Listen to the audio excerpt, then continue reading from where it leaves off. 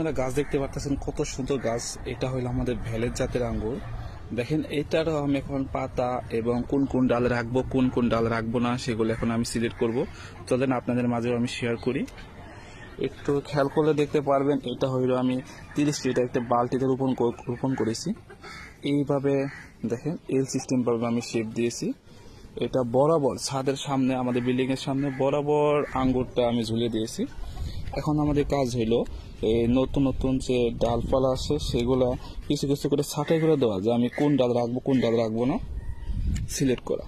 যেমনটা লক্ষ্য করলে দেখতে পারবেন এখানে দুটি ব্রাঞ্চ আছে। দেখেন দুইটা ব্রাঞ্চ আছে, একটা একটু মোটা তাজা, একটা দুর্বল। যে যখন আমি এই দুর্বল ডালটা আমি কেটে ফেলে দিলাম, তখন কিন্তু সমস্ত খাবার এই ডালে পাবে। এটা অনেক মোটা মোটা তাজা হয়ে উঠবে, আমাদের সেটাই লক্ষ্য।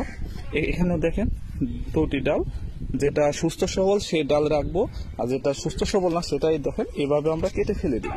এইভাবে কিন্তু আপনারা করে দিতে পারেন, তাহলে কিন্তু যেমন ডালপালা ছাঁটাই করার মাধ্যমে দেখেন এখন আলো বাতাসটা পাবে বেশি, গাছগুলো কিন্তু আরো অনেক বড় হবে। সাথে থাকেন, দাঁড় নাই। এই দেখেন আমরা কিভাবে ছাঁটাই করে দিচ্ছি, এই দেখেন।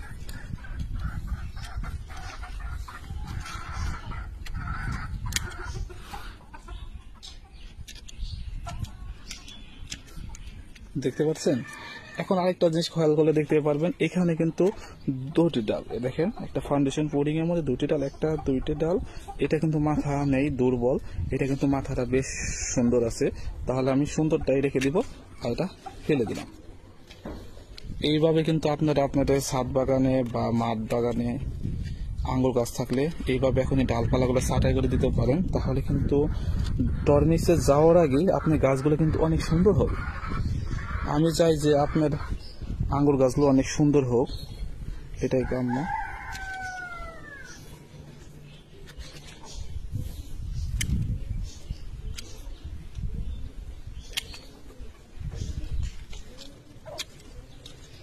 এই দেখেন এখানে অনেকগুলো ব্রাঞ্চ আছে, সেখানে আমি পাতাগুলো ছাঁটাই করে দিচ্ছি, পাশাপাশি যে ছোট ছোট যে ব্রাঞ্চ সেগুলো ফেলে দিচ্ছি।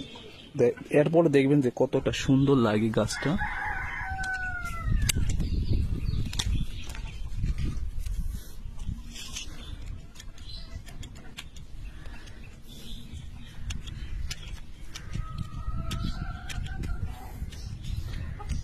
এই দেখেন, এখন দেখেন আঙ্গুর গাছটা কতটা সুন্দর হয়েছে, দেখতে পাচ্ছেন? এখন আপনারাই নিজেরাই বলেন যে এখন গাছ কি আগের চেয়ে দ্রুত গতিতে বড় হবে নাকি ধীরে ধীরে বড় হবে?